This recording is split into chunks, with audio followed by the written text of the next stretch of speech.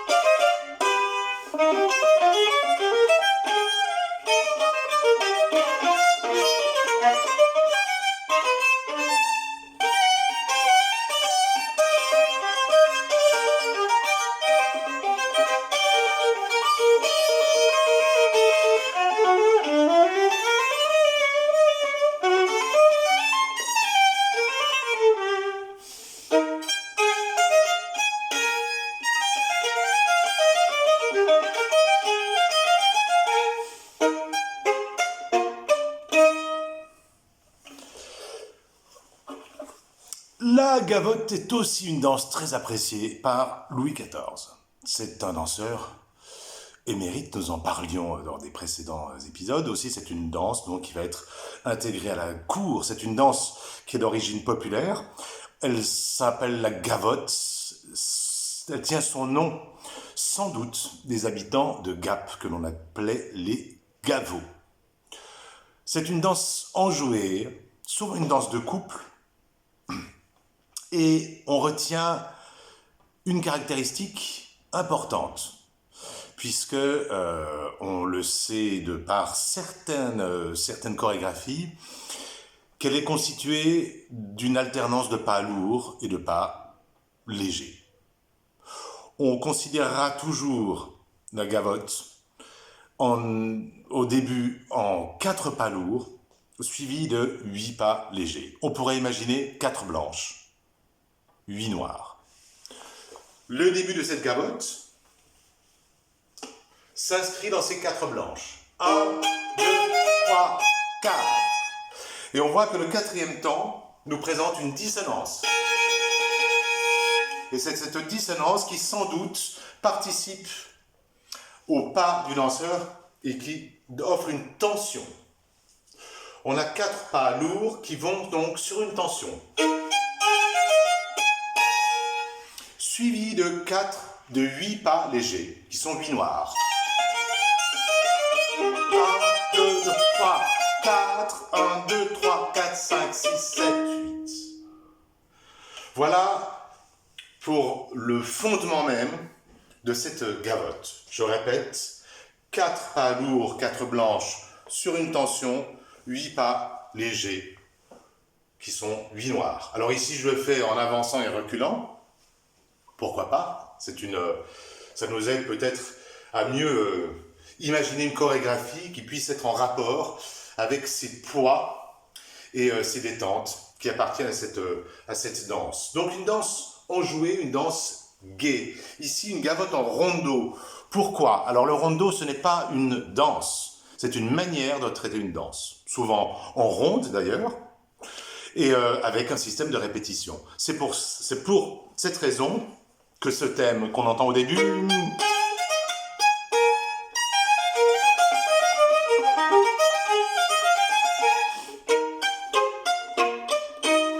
ce thème apparaît plusieurs fois, en rondeau, en répétition. Et il est suivi de différentes variations. C'est un thème varié. On voit que la première variation que Bach nous offre est plutôt dans un caractère mineur, plutôt tendre. On a ce mi majeur au début, enjoué, gai.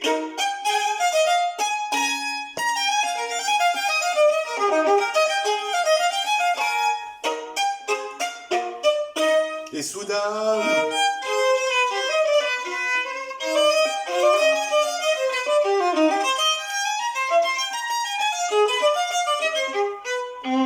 une variation un peu en plus tendre, avant de revenir à la réexposition de ce thème, qui est un thème donc plutôt gai, une tonalité très optimiste que ce mi majeur.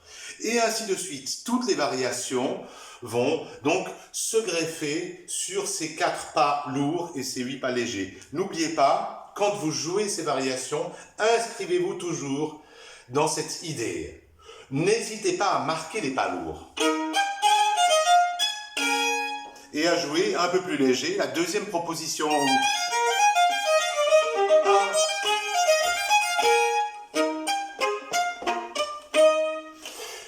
De même que dans les variations.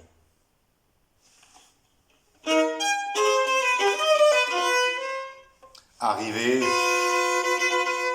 ici sur cette dissonance. 1, 2, 3, 4 et léger. 1, 2, 3, 4. Et cette deuxième partie plus légère. Il en va de même pour toutes les variations.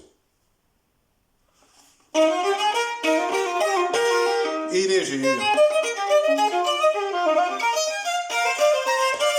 Et léger. Pardon. Etc. C'est du direct, hein, donc il y a des fausses notes, mais c'est pas grave. L'essentiel, c'est que les explications passent. Que dire encore de la gavotte ? Je pense que je vous ai à peu près tout raconté. J'adore particulièrement cette danse, je l'aime beaucoup. Et vous verrez que dans toutes les gavottes que vous trouverez dans l'histoire de la musique, enfin dans l'histoire de la musique, dans les compositions au XVIIe, au XVIIIe, fin XVIIe, début XVIIIe, vous avez la plupart du temps cette carrure. Pas lourd, pas léger. À très bientôt pour, je vous parlerai du menuet par exemple. Ô combien important, puisque c'est la danse qui va perdurer le plus dans l'histoire de la musique. À très vite.